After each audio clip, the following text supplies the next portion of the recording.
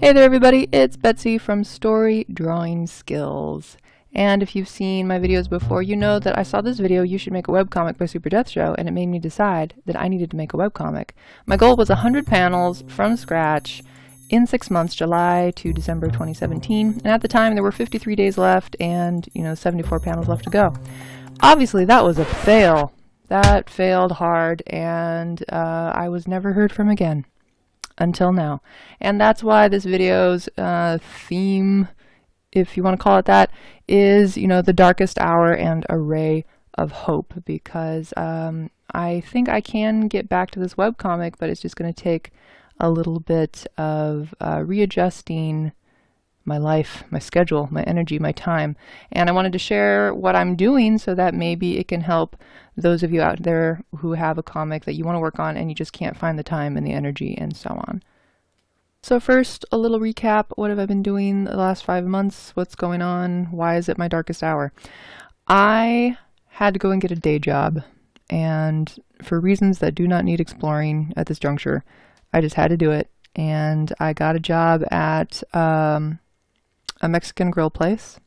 And so the thing with a day job, and especially one that's hourly, you never know from week to week when you're going to get a day off. Sometimes I'll have Monday off. Sometimes I won't. Sometimes I'll have Thursday off, but sometimes I won't. And sometimes, I'll have 5 days in a row that I'm working, and other times I'll only get 2 days, but whoops, somebody called out and now I have to go cover their shift, and now I'm working 6 days that week.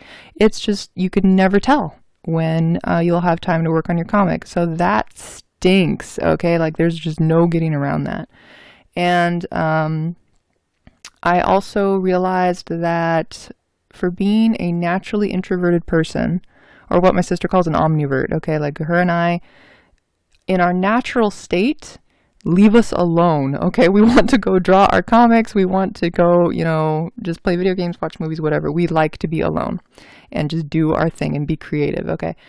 But on the other hand, we've learned to cope with social settings. When we had to become art teachers, then of course we had to learn to speak up, to project, to smile at people, to interact, blah blah blah.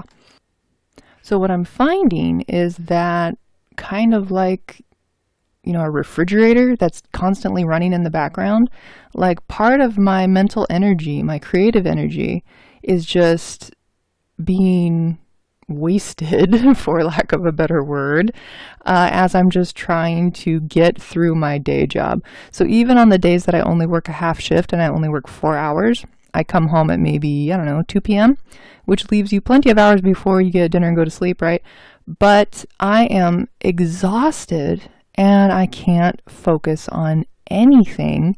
I can't make any big decisions. Most of the time, I am going to admit it, I fall onto the couch and I either watch TV or play video games, because that is just about the only mental capacity that I have left. So I'm getting what I've heard called energy poor or energy poverty, where it's just like I don't have any energy left at the end of the day to work on my comic, to make big decisions like composition and story and character design and color and lighting and blah blah blah.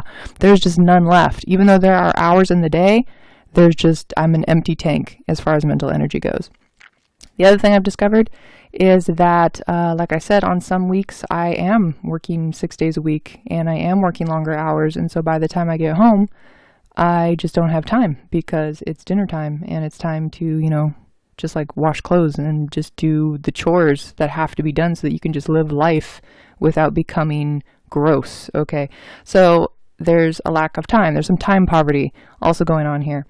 And that's when I realized, I've fallen into it. I have fallen into this vicious loop of just making money the safe way at a day job, and then just trying to recover and just trying to maintain my standard of hygiene on my days off. And then that just leaves no time or energy for my webcomic. And that's sad. But as I was realizing this, I have goals in other areas of my life, right? So one of them is I wanted to exercise every day. 20 minutes. There's this great program called Classical Stretch, and it's only 20 minutes, right? And it's not even that strenuous. Sometimes I don't even break a sweat, but I feel amazing after I do it. So I'm like, I've got to do this because I am a great candidate for knee pain, back pain, all the pains. So it was something I really wanted to do. But I found the same kind of problems with this exercise program that I found with doing my comic, because at the end of the day, I come home, I'm not going to pull the coffee table aside so that I have room to work out. I'm not going to get the DVD, stick it in the DVD player, turn the input on the TV to the DVD setting. Plus, if one of my family members is already using the TV, like that's a really, really convincing argument in my mind to just not exercise because, oh, the TV's taken, can't do it, boo-hoo.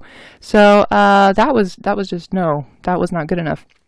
So I thought, okay, I've heard a ton of TED Talks and read a bunch of stuff on like habit building and how do you do these things. And they're always talking about you got to remove the friction.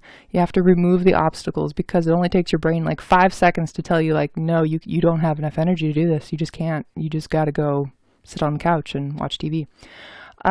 So I had to find a way to take out those things that I couldn't use them as an excuse anymore. So what I did is one day I took, I don't know, maybe an hour to write down notes, very detailed notes on these workouts so that I didn't have to actually have the TV. I could just refer to my notes, you know, count my repetitions on my own, just do it without actually watching the DVD.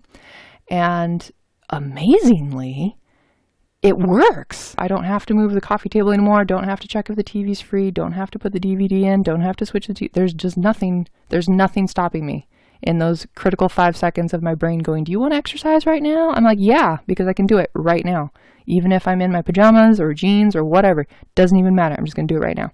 And so with this removing of friction that worked with my workout, I'm just going to apply that to my webcomic.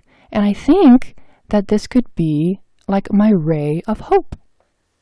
I couldn't actually do it with my webcomic though, because I didn't know what my friction points were. Because obviously there is no coffee table to move and no TV to set up. I mean, my computer's always free.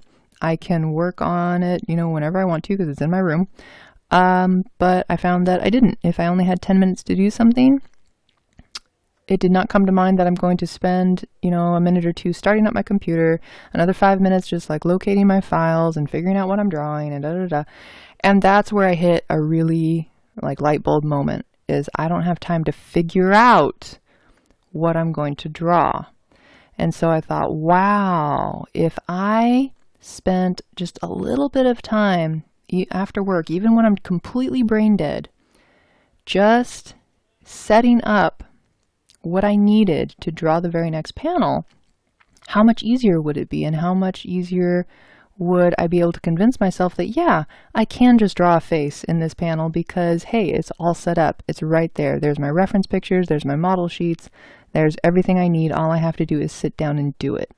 And that's where I got kind of really excited about how this webcomic can start progressing again, is that I'm going to take more time to not try to convince myself to work on my comic, just you know, sit down and work on a comic. No, I'm trying to find things, little things that will make working on my comic easier.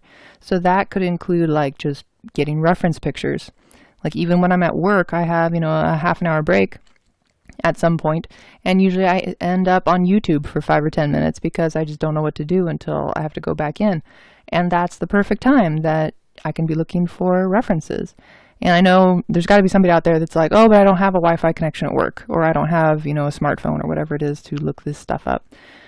Get really old school, get a notebook and a pencil, and honestly just take it to work. Even if you don't use it, it's better to have it and not use it rather than, oh, I would work on my comic, but I can't because I don't have anything to write on. You know what I mean? So it's just like remove all friction, because I've found myself kind of daydreaming about my comics and, you know, different characters when I'm eating lunch at work. And by the time I finish my shift and drive home, the tiredness is already set in. So I don't even write down the idea, and sometimes I lose it. So now I've brought that notebook, and even if I'm eating lunch and can't write it down right away, at the end of my shift before I drive home, I write down whatever the idea was, and then now I have it to make less friction when I get home. So this is probably like not new information. I don't think I made this up or, you know, discovered anything brilliant. But I hope it serves as kind of a reminder that any little inch, any little fraction of an inch of progress, any little bit, even if it's a decision on a character, or even if it's a decision on your story, or you just decide, you know, that you're going to make a model sheet first before you start your comic. Whatever it is, any progress is great progress.